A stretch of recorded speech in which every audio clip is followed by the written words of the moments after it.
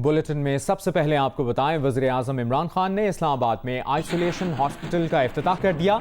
250 बिस्तरों पर मुश्तमिल isolation hospital and infectious treatment centre 40 रोज की रिकॉर्ड मुद्दत में बनाया गया। Army chief general Qamar Javed Bajwa, चीनी सफ़ीर और दीगर आला हुकाम भी मौके पर मौजूद थे। वज़ीर-ए-आज़म इमरान खान ने ईद उल अज़हा सादगी से मनाने की अपील की और कहा कि स्मार्ट लॉकडाउन के मुस्बत नताइज सामने आ रहे हैं। कोरोना का ग्राफ नीचे जा रहा है। अवाम को गुज़श्ता ईद की तरह इस ईद पर लापरवाही ना बरतने का मशवरा दे डाला। बड़ी ईद आ रही है, कुर्बानी की ईद। मैं आज आप सबसे अपील करता हूं कि वो ना हम करें जो हमने पिछली ईद में किया। पिछली ईद में हमने लापरवाही की, हमने ये सोचा नहीं कि ये एक ऐसी वायरस है कि जब लोग जमा होते हैं, ज़्यादा लोग जमा होते हैं, ये तेज़ी से फैलती है। क्योंकि हमने लापरवाही की हमारी ईद के ऊपर, उसकी वजह से बड़ी तेज़ी से वायरस फैली। उसका नतीजा क्या हुआ? हमारे अस्पतालों पे प्रेशर पड़ा, हमारा जो फ्रंट लाइन वर्कर्स हैं, जो हमारे डॉक्टर्स हैं, नर्सेज हैं, इनके ऊपर बड़ा प्रेशर पड़ा। हमारी बदकिस्मती से अमवात हुई और बड़ा पीक किया हमारी ये वायरस ने। और उसके बाद फिर जो भी हमने कदम उठाए, स्मार्ट लॉकडाउन किया, आज अल्लाह का ख़ास करम है हमारे मुल्क पे कि आज हमारी कर्व नीचे जा रही है, यानी आज हमारी इन्फेक्शंस पाकिस्तान में नीचे जा रही हैं। हम भी नहीं उम्मीद लगा रहे थे कि इतनी जल्दी इन्फेक्शंस नीचे जाएंगी। हम समझते थे कि ये जुलाई के आखिर तक पीक करेगी। पेट्रोल बहरान की तहकीकात से मुतालिक आपको बताएं, लाहौर हाई कोर्ट का पेट्रोल बहरान की तहकीकात के लिए आला सतह कमीशन बनाने का फैसला। अदालत ने अटॉर्नी जनरल ऑफ पाकिस्तान से कमीशन के लिए नाम तलब कर लिए हैं। चीफ जस्टिस ने रिमार्क्स दिए कि अटॉर्नी जनरल की जानिब से नाम बेहतर ना हुए तो अदालत नाम तजवीज़ करेगी। लाहौर हाई कोर्ट ने पेट्रोल बहरान की तहकीकात के लिए आला सतह कमीशन बनाने का फैसला किया है। अदालत ने अटॉर्नी जनरल ऑफ पाकिस्तान से कमीशन के लिए नाम तलब कर लिए हैं। चीफ जस्टिस ने समाअत के दौरान रिमार्क्स दिए कि अटॉर्नी जनरल की जानिब से नाम बेहतर ना हुए तो अदालत नाम तजवीज़ करेगी। पेट्रोल बहरान की तहकीकात के लिए आला सतह कमीशन बनाने का फैसला किया गया है। लाहौर हाई कोर्ट की जानिब से अदालत ने अटॉर्नी जनरल ऑफ पाकिस्तान से कमीशन के लिए नाम तलब कर लिए।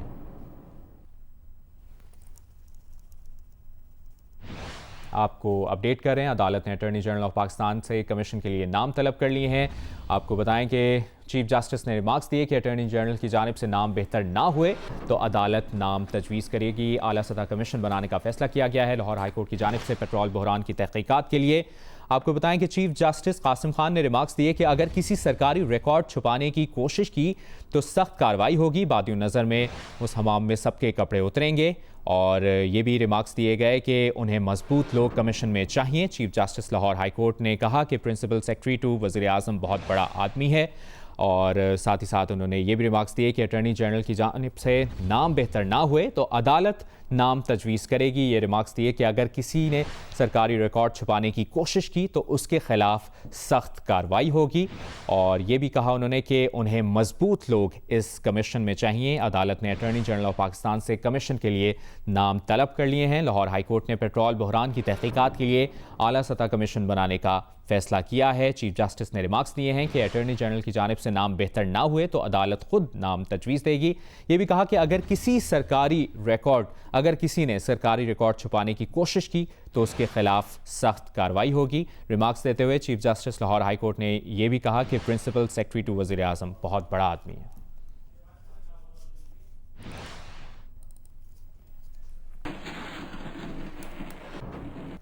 आगे बढ़ते हैं, आपको बताएं, वज़ीर-ए-आज़म की हिदायत के बावजूद आटे की कीमत कम ना हो सकी, रोटी सस्ती ना हो सकी। पंजाब के मुख्तलिफ शहरों में 20 किलो आटे का थैला अब भी 1050 से 1100 रुपए में फरोख्त हो रहा है। पंजाब हुकूमत ने आज से 20 किलो आटे की कीमत 860 रुपए फरोख्त करने की हिदायत कर रखी है। पेशावर में भी आटा महंगा हो गया है। 20 किलो का थैला 1170 रुपए में फरोख्त होने लगा। आटे की 85 किलो बोरी की कीमत 5200 रुपए तक पहुंच गई है।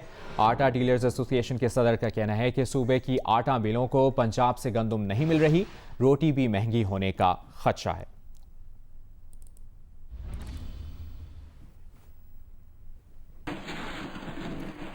पंजाब हुकूमत के ऐलानात के बावजूद लाहौर में 20 किलो आटे का थैला 1050 रुपए में ही फरोख्त हो रहा है। दुकानदार कहते हैं कि आटा मिल्स की जानिब से नई कीमत पर आटा मिलेगा तो ही वो 20 किलो आटे का थैला 860 रुपए में फरोख्त कर सकेंगे। मजीद बता रहे हैं नुमाइंदा जियो न्यूज़ जवाद मलिक। जी, पंजाब हुकूमत और फ्लोर मिल मालकान के दरमियान सरकारी गंदम के रिलीज़ के बाद एक मुआहदा तय पाया था और इसके तहत ये बात तय पाई थी कि जो फ्लोर मिल मालकान है वो आटे की कीमत 1050-1030 से कम करके 860 रुपये पर आम आदमी को आटा बेचेंगे। आज हमने बाज़ार में सर्वे किया है। Township, green town, model town और कोट लखपत का इलाका, यहाँ पर इस वक्त कतई तौर पर नई कीमत का इजरा और उसका अमल दरामद नहीं शुरू हो सका। आज भी थैला जो है 1030 और 1050 रुपये में मिल रहा है, जबकि खुला आटा चक्की वाला वो 65 से 68 रुपये उसकी फ़ी किलो कीमत बरकरार है। तो लिहाजा जो तय पाया था फ्लोर में मालकान के दरमियान कि आज से आटे की कीमत कम हो जाएगी 860 रुपये, वो भी नहीं हो सकी। और उसके साथ जो रोटी मिल रही है वो बदस्तूर बड़ी कीमत के साथ यानी 6 से 8 रुपये कर दिया गया था, वही कीमत है। नान की कीमत 15 रुपये है और खमीरी रोटी 12 रुपये है। तो आटे की कीमतों में ज़िला इंतज़ामिया, पंजाब हुकूमत बैक व खुराक कमी लाने में कामयाब नहीं हो सकी। उधर पेशावर में आटे की ज़ायद कीमतों पर फरोख्त जारी है। सुपरफाइन आटे का 20 किलोग्राम थैला 1170 रुपये में दस्तयाब है, जबकि 85 किलोग्राम बोरी की कीमत 5200 रुपये तक हो गई है। इस हवाले से भी आपको मुसलसल अपडेटेड रखेंगे। अभी आपको बराह रास्त लिए चलेंगे। वफाकी वज़ीर तालीम शफकत महमूद इस वक्त प्रेस कॉन्फ्रेंस कर रहे हैं। पहला फ़ैसला तो ये था कि जहाँ तक तालीमी इदारे हैं, तालीमी इदारों का मतलब यूनिवर्सिटीज़ भी है, उसका मतलब स्कूल्स भी है, कॉलेजेस भी है, जितने भी तालीमी इदारे मुख्तलिफ़ नौइयत के हैं उन सब पे अप्लाई करता है। हमने ये फ़ैसला किया कि 15 जुलाई तक, आपको याद है कि हम सारी तालीमी इदारे बंद कर चुके थे। ये फ़ैसला किया कि 15 जुलाई को तो कोई तालीमी इदारा नहीं खुलेगा, लेकिन 15 सितंबर से हमने ये फ़ैसला किया है कि तालीमी अदारे जो हैं वो खुल जाएंगे। इसमें यूनिवर्सिटीज़ भी हैं और इसमें जो बाकी जितने भी नौइयत के तालीमी इदारे हैं वो खुलेंगे। क्योंकि ये 2 माह बाद है उनका खुलना, तो इसलिए हम अगस्त के पहले हफ्ते में और फिर अगस्त के तीसरे हफ्ते में या सितंबर के पहले हफ्ते में दोबारा जो सेहत के इंडिकेटर्स हैं उनको मद्देनज़र रख के रिव्यू भी करेंगे कि क्या सूरत हाल बन रही है, कि जो हमने फ़ैसला किया है इसके ऊपर हम रिव्यू भी करेंगे। यानी कि जो फ़ैसला किया है तालीमी इदारों को खोलने का 15 सितंबर से, उस पर 2-3 दफ़ा हम आपस में बैठ के मज़ीद मुशावरत करेंगे और देखेंगे कि जिस तरह वक्त गुज़र रहा है उसमें जो सेहत के निशानियां हैं, इंडिकेटर्स हैं, उनका क्या हाल है। और उससे और यकीनन अगर अर्ली सितंबर में या लेट अगस्त के अंदर अगर सेहत के मामला ठीक नहीं होते तो फिर नहीं खुलेंगे, लेकिन अगर ठीक हो जाते हैं तो फिर 15 सितंबर से हम खोलना चाहेंगे। उसके ऊपर दो तीन चीज़ें और भी हैं कि हम ये जब खुलेंगे तो इसके लिए बाकायदा एक SOPs बनाई जाएंगी कि किस तरीके से खुलेंगे।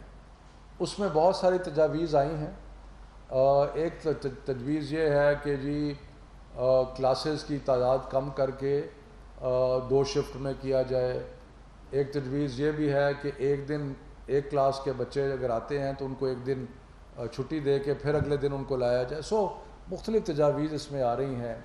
कुछ ये हैं कि क्लासेस जो हैं उनको खुला कर दिया जाए वगैरह वगैरह, बहुत सारी तजावीज़ आ रही हैं। और कोई है कि जी ऑड और इवन नंबर्स के मुताबिक स्टूडेंट्स को बुलाया जाए। कुछ ये है कि बड़ी क्लासेस को पहले बुलाया जाए फिर छोटी क्लासेस को बुलाया जाए। तो ये सारे मामलात जो हैं हम साथ साथ रिव्यू करते रहेंगे, लेकिन क्लियरली हम चाहते हैं कि अगर सेहत के इंडिकेटर्स बेहतर हैं तो हम 15 सितंबर को खोलना चाहेंगे। उससे पहले जैसे कि आपको मालूम है जुलाई 31 को ईद है, 14 अगस्त भी बीच में आ रही है, फिर अगस्त के आखिरी हफ्ते 10 दिन में मुहर्रम भी है, پھر یوم عاشور جو ہے میرا خیال ہے شاید 29 اگست کو ہے. تو یہ سارے چیزیں ہیں. ویسے بھی بہت سارے تعلیمی ادارے جو ہیں وہ سپٹمبر میں کھلتے ہیں. تو یہ جو ایس او پیز ہیں ہم نے صوبوں سے ریکویسٹ کی ہے کہ آپ اپنے اپنے جو ایس او پیز ہیں وہ ہمیں لکھ کے بھیج دیں, اور اس سے ہم کوئی وفاقی سطح پر جو طریقہ کار ہیں کہ کس طریقے سے کھلیں گے وہ ہم ساتھ ساتھ ایلیبریٹ کر دیں گے. اس کے علاوہ اسی سے منسلک جو چند فیصلے ہوئے ہیں وہ میں عرض کرنا چاہتا ہوں. ایک فیصلہ یہ ہوا ہے کہ کیونکہ ہم کھولنا چاہ رہے ہیں اب 15 سپٹمبر تک, تو اس لیے مختلف تعلیمی اداروں کو اجازت دی جائے کہ وہ اپنے جو انتظامی دفاتر ہیں ان کو بھی کھول سکیں اس سے پہلے, اور اس سے پہلے ان کے اپنے ٹائم ٹیبل کے مطابق جب وہ مناسب سمجھتے ہیں وہ اساتذہ کو بھی بلائیں اور ایس او پیز کی پریکٹس بھی کریں, اور جو بھی مختلف, کیونکہ اتنی دیر سے تعلیمی ادارے بند ہیں, ان کو کھولنے کے لیے کوئی فزیکل کام کرنے کی بھی ضرورت ہوگی, صفائی کرنے کی ضرورت ہوگی, کلاسز کو تیار کرنا پڑے گا, اس میں ایس او پیز کی پریکٹس کرانی پڑے گی. اور تو یہ سارے جو کام ہیں وہ کھلنے سے پہلے جو 2 ماہ ہیں اس میں اپنے اپنے ٹائم ٹیبل کے مطابق جو یونیورسٹیز ہیں, جو تعلیمی ادارے سارے ہیں, وہ ان کا اختیار ہے کہ وہ چاہیں تو وہ اپنی فیکلٹی کو بلا سکتے ہیں.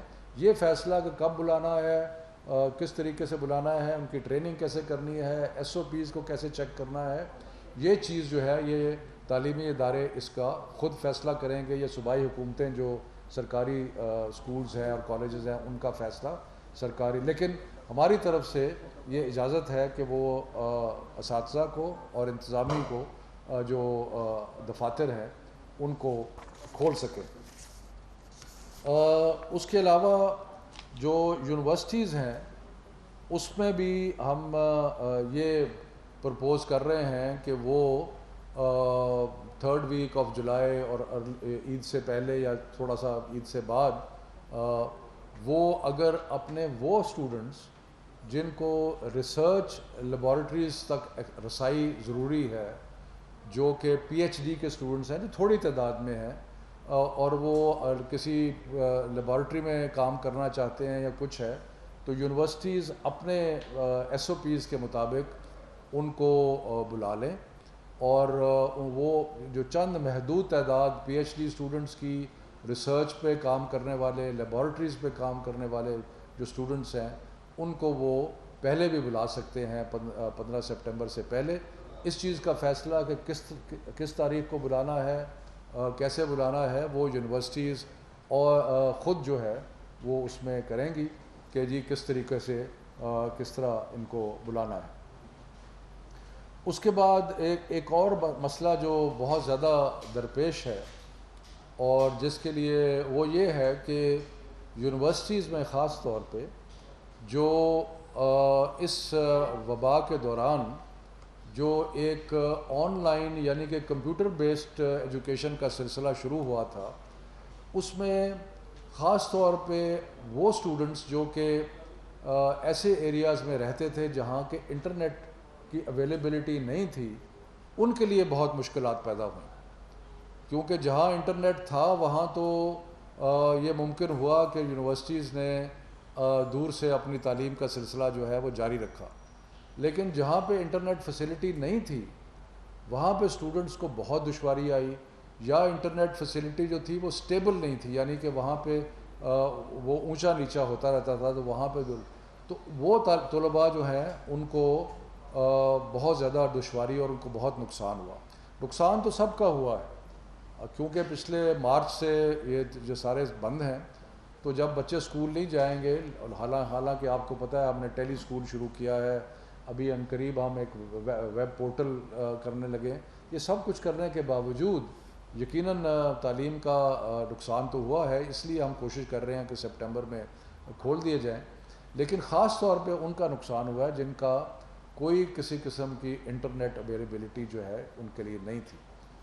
تو اس لیے ہم نے یونیورسٹیز کو اس چیز کی اجازت دی ہے کہ وہ عید کے بعد یعنی کہ اگست کے شروع میں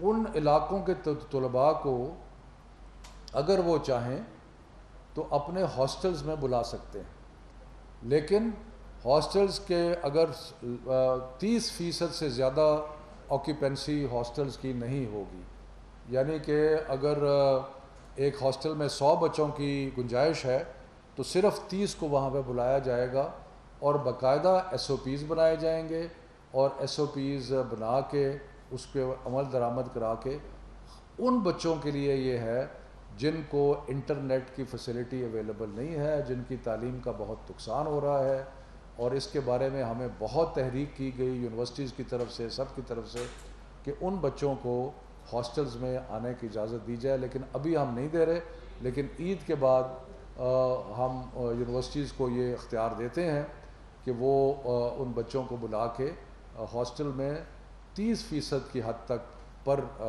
جو ہاسٹل ہے وہ بلا کے ان کو رکھ سکتے ہیں۔ ایک چیز میں خاص طور پہ جس کا ذکر کرنا چاہتا ہوں کہ یہ بچے جو آئیں گے ہاسٹلوں میں، یا جو اساتذہ پہلے تیاری کرنے کے لیے آئیں گے، یا جو بچے لیب کے لیے یا کسی کام کے لیے آئیں، ان سب کا آنے سے پہلے ان کا پریلیمنری میڈیکل ایگزامینیشن ہوگا، ٹیمپریچر چیک ہوگا، باقی چیزیں، ٹو انشور کہ کوئی ایسا بچہ جو جس کو خدا نخواستہ کوئی بخار ہے یا کچھ ہے تو وہ ان کا وہ پہلے چیک ہو سکے۔ سو ہیلتھ چیک جو ہے وہ مینڈیٹری ہوگا یونیورسٹیز میں اور اسکولوں میں اور جہاں بھی کوئی یہ انسیڈنٹلی جو سہولت ہم نے یونیورسٹیز کو اور ہائر ایجوکیشن انسٹیٹیوشنز کو دی ہے جہاں تک فیکلٹی اور اس کا تعلق ہے، یہ سہولت ان کے لیے بھی ہے، اسکولوں کے لیے بھی ہے کہ اگر وہ اپنے اساتذہ کو اور انتظامی دفاتر کو پہلے بلانا چاہتے ہیں، عید کے بعد بلائیں، تو اس کے بعد وہ بلا کے اور ان کو ایک تو SOPs کے بارے میں پوری طرح ٹریننگ ہونی چاہیے، اور دوسرا جو پورا پروگرام اتنی دیر سے جو منقطع ہوا ہے اس کے بارے میں تو وہ بھی اجازت جو ہے وہ ہوگی۔ تو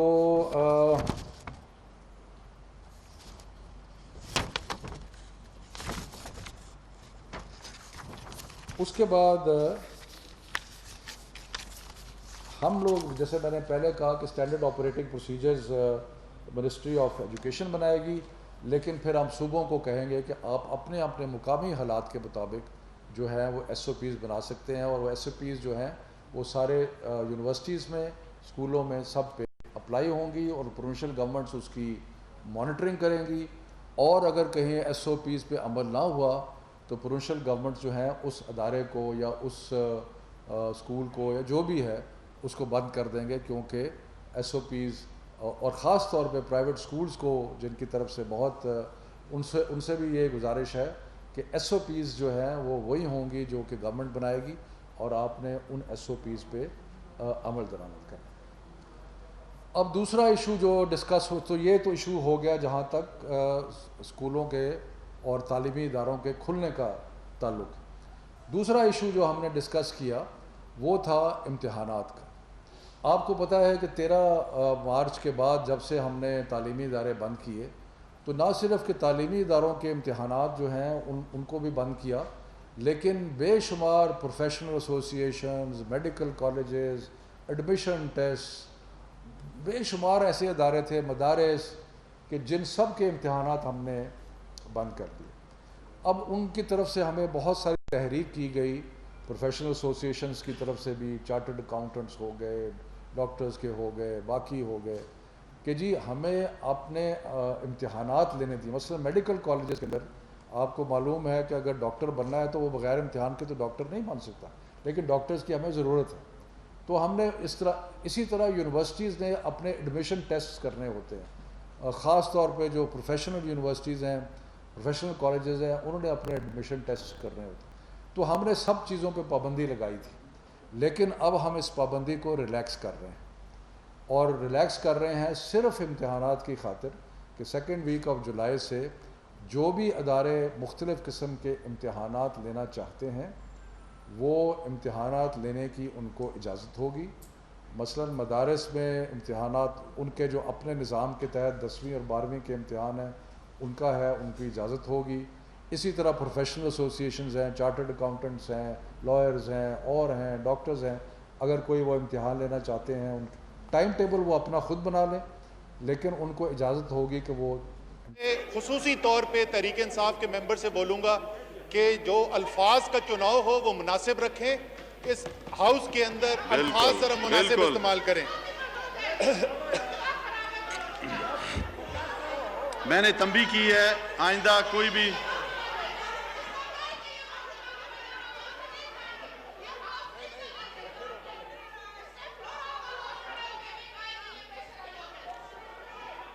اس نے دیکھیں میری بات سنیں، مائک کوئی کھلا نہیں تھا، کوئی کسی نے اس کو میں نے اجازت نہیں بولنے کی، کوئی اس نے اس میں نہیں کہا.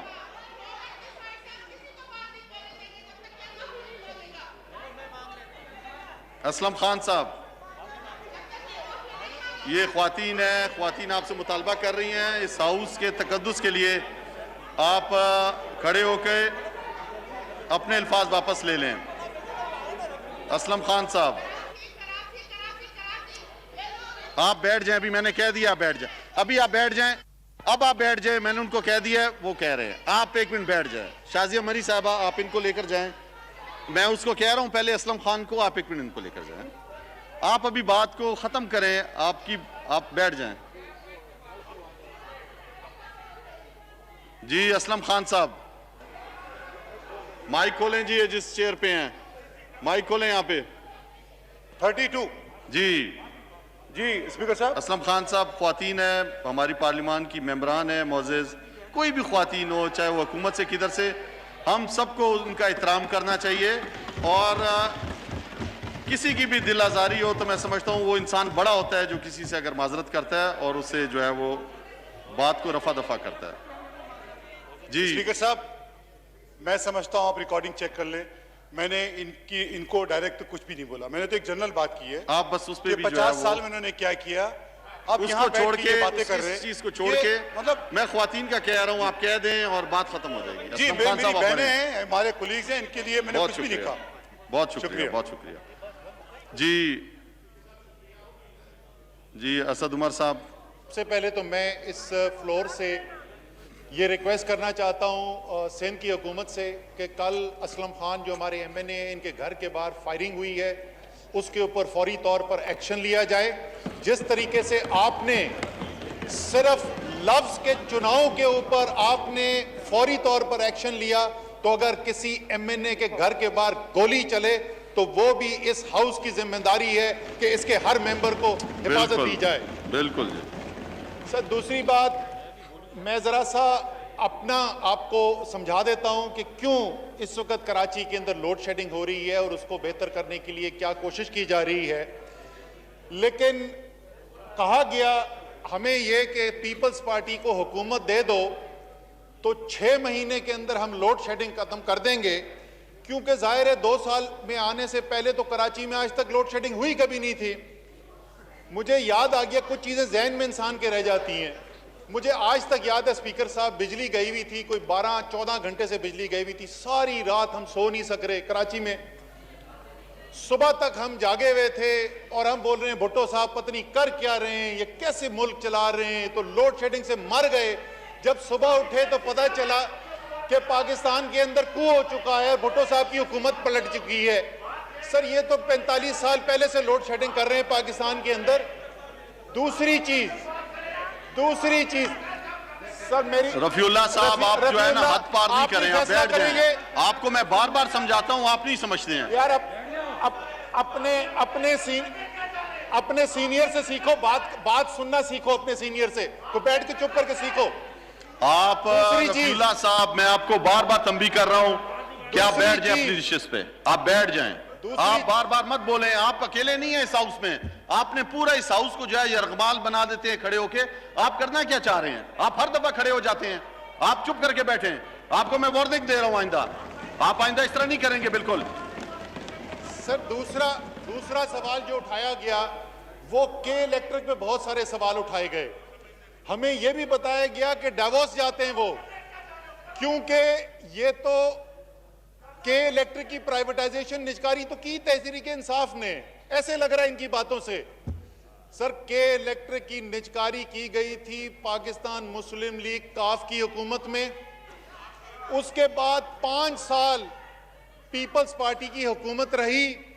الحمدللہ یہ ہاؤس پریویلیجڈ ہے کہ اس پیپلز پارٹی کی حکومت کے وزیر بجلی جو بعد میں وزیر اعظم پاکستان بنے, راجہ پرویز اشرف صاحب موجود ہیں. میں ان سے ریکویسٹ کروں گا وہ بھی کھڑے ہو کے بتائیں کہ یہ اتنی کرمنل آؤٹ فٹ جس نے کے الیکٹرک کو خریدا ہوا تھا تو انہوں نے اس کو کیوں نہیں پکڑا. پھر اس کے بعد آ گئی مسلم لیگ نون کی حکومت. 5 سال الحمدللہ وہ بھی حکومت چلی. اور اس ہاؤس کی خوش قسمتی دیکھیے کہ مسلم لیگ نون کی حکومت کے وزیر بجلی خواجہ آصف بھی اس وقت ہاؤس میں موجود ہیں. ہم ان سے بھی یہی سوال پوچھیں گے کہ یہ ممبرز اپوزیشن کے پوچھ رہے ہیں کہ کے الیکٹرک کا جو مالک ہے وہ بہت بڑی کرمنل آؤٹ فٹ ہے, تو انہوں نے 5 سال اور انہوں نے 5 سال اس پہ ایکشن کیوں نہیں لیا؟ تو اس کا جواب تو ہم ان سے انتظار کریں گے. اب میں آپ کو بتا دوں کہ لوڈ شیڈنگ ہو کیوں رہی ہے. سر, لوڈ شیڈنگ اس لیے ہو رہی ہے کہ ہم نے جس وقت کراچی کی مانگ بڑھتی گئی, کراچی کے اندر بجلی کی ضرورت بڑھتی گئی, لیکن حکومتیں جو پاکستان میں تھیں انہوں نے کوئی قدم نہیں اٹھایا کہ یا کراچی کے اندر بجلی کی پیداوار بڑھائی جاتی یا جو باقی پاکستان ہے کم سے کم وہاں سے تو سسٹم امپورٹ کر سکتا. پورے پاکستان کے اندر بجلی کے کارخانے بڑھتے چلے گئے. ہم نے اشتہار دیکھے, آج بھی ہم تقریروں میں سنتے ہیں کہ 10,000 میگا واٹ ایڈ ہو گیا. اس کی قیمت آج عوام بھی پیش کر رہی ہے, لیکن کراچی جس کو بجلی کی ضرورت ہے وہ ان کارخانوں سے بجلی نہیں لے سکتی, کیونکہ جو ٹرانسمیشن اور ڈسٹریبیوشن کے نظام کے اندر کراچی میں تبدیلی لانی تھی وہ نہیں کی گئی. اور شاید وہ اس لیے نہیں کی گئی, اسپیکر صاحب وہاں پیچھے بیٹھتے تھے بیک بینچز کے اندر اپوزیشن کی, اسی ہاؤس کے اندر اس وقت کے وزیر بجلی نے کھڑے ہو کے کہا, اور یہ کراچی کی کے الیکٹرک کی ڈیبیٹ میں کہا, Karachi is not my problem. یہ کہا گیا کراچی کو, یہ کہا گیا کراچی کو. تو جو کام انہوں نے نہیں کیا وہ کام اب ہو رہا ہے. جو بجلی کا نظام میں تبدیلی ہے, سی سی او ای نے, کیبنٹ کمیٹی آن انرجی نے ایمرجنسی میٹنگز کال کی کہ الیکٹرک کو بلایا گیا, نیپرا کو بلایا گیا, این ٹی ڈی سی کو بلایا گیا, ایمرجنسی کی بنیاد کے اوپر معاہدے کرائے جا رہے ہیں. جو کمٹمنٹ کی گئی ہے اس پروجیکٹ کو ڈیلیور کرنے کے لیے انشاءاللہ تعالی یہ جو ٹرانسمیشن سسٹم اور ڈسٹریبیوشن سسٹم کی بہتری ہے اس نظام کی بہتری کے اندر انشاءاللہ ریکارڈ ٹائم کے اندر امپلیمنٹیشن ہو جائے گی. اور آپ وہ دیکھیں گے کہ وہ کراچی جن کو یہ حکومتیں کہتی تھی کراچی ہمارا مسئلہ نہیں ہے, تحریک انصاف کی حکومت کہتی ہے کراچی ہمارا ہے, کراچی کے بغیر پاکستان مکمل نہیں. جی راجہ پرویز اشرف صاحب.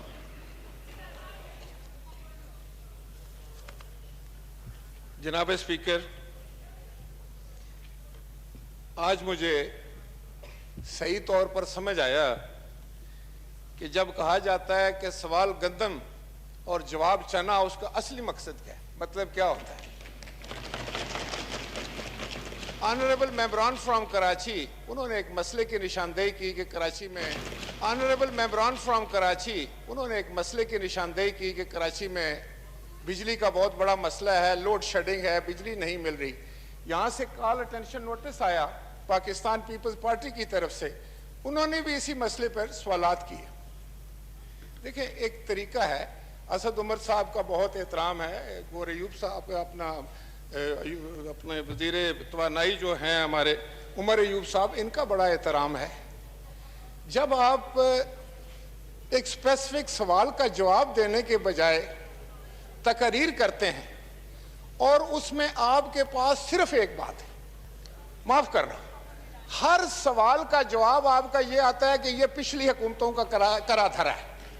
بھائی ٹھیک ہے, میں آپ کے آپ سے اس بحث میں نہیں الجھوں گا.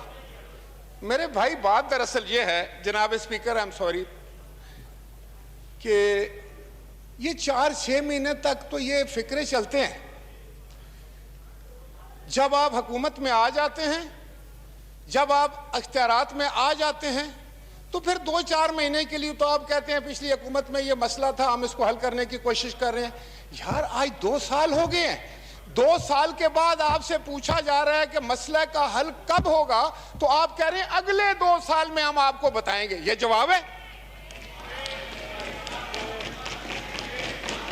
یہ جواب ہے آپ کا؟ اس کا مقصد یہ ہے, اس کا مقصد یہ ہے, اور اس کا مطلب جو نکلتا ہے وہ یہ ہے جناب اسپیکر